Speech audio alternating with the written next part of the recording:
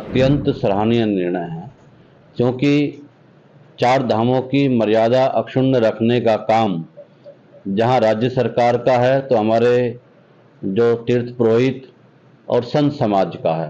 यहाँ भी 52 पीठें और 12 ज्योतिर्लिंग, ये इनका अपना स्थान है, इनकी नकल नहीं होना चाहिए। जिस प्रकार से डुप्लीकेट मंदिर और संस्थाएं खड़ी करके लोगों को दिग्भ्रमित करने का प्रयास किया जा रहा है, उस प्रयास को यहाँ पर पूर्ण विराम लगा दिया है सरकार ने। उत्तराखंड सरकार की कैबिनेट का हमारे जो चार धाम हैं, केदार, बद्री, गंगोत्री, यमुनोत्री, इनके संदर्भ में जो निर्णय पास हुआ है, ये बहुत ही अत्यंत सराहनीय निर्णय है, क्योंकि चार धामों की मर्यादा अक्षुण्ण रखने का काम जहां राज्य सरकार का है तो हमारे जो तीर्थ पुरोहित और संत समाज का है। चार धाम पूरे विश्व में बहुत ही अत्यधिक मान्यता है।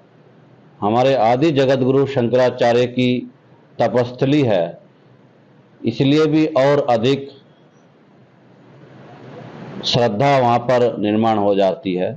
तो कैबिनेट ने ये फैसला लेकर पूरे देश के लिए एक मिसाल कायम की है कि ऐसे धाम के नाम पर मंदिर कहीं भी बना सकते हैं, मंदिर में किसी को कोई आपत्ति नहीं, लेकिन धाम और तीर्थ ये परिवर्तित नहीं हो सकते।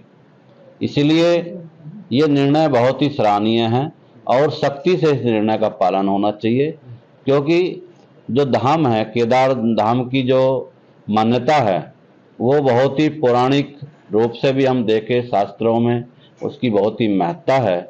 और जिस प्रकार से देश में विभिन्न प्रकार का ये मुद्दा उठा, वास्तव में हमारे मुख्यमंत्री की सूझबूझ से वो विषय पटाक्षेप हुआ और समाज को एक नई राह उन्होंने दिखाई।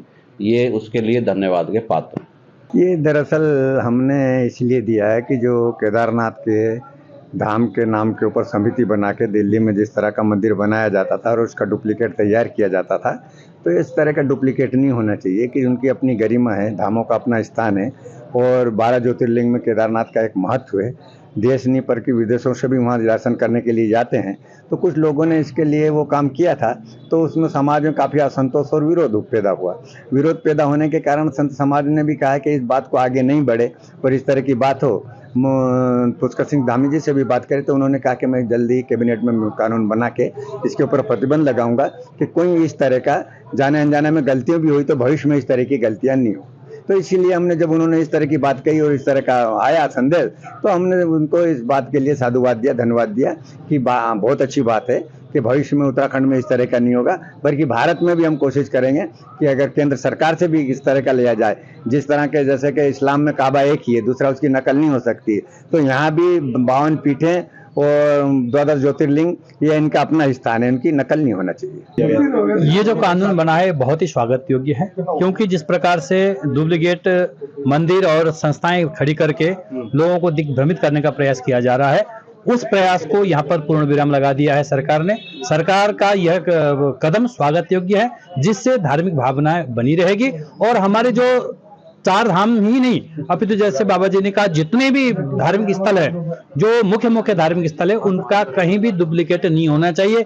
इसका तो मैं पहले से भी पुरजोर विरोध करता आया हूँ। चाहे नेपाल में भी बहुत लोगों ने कहा कि नेपाल में भी ये पशुपतिनाथ यही है, बद्रीनाथ यही है, ये वहीं है, कहीं जाने की आवश्यकता नहीं है। तो मैंने उनका भी विरोध किया है कि भाई जो चीज जहाँ है ओरिजिनलिटी है, जो उसका प्रमुख स्थान, मुख्य स्थान का महत्व है, वो वहीं रहता है। किसी प्रकार से डुप्लीकेट करने से कोई नहीं। तो सख्त कानून बनाने की भी बात की है। हाँ, वो आवश्यकता पड़े तो सरकार उसमें सख्त कानून बनाएगी, वो अच्छा है, जिससे गलत लोगों का प्रवेश नहीं होता है।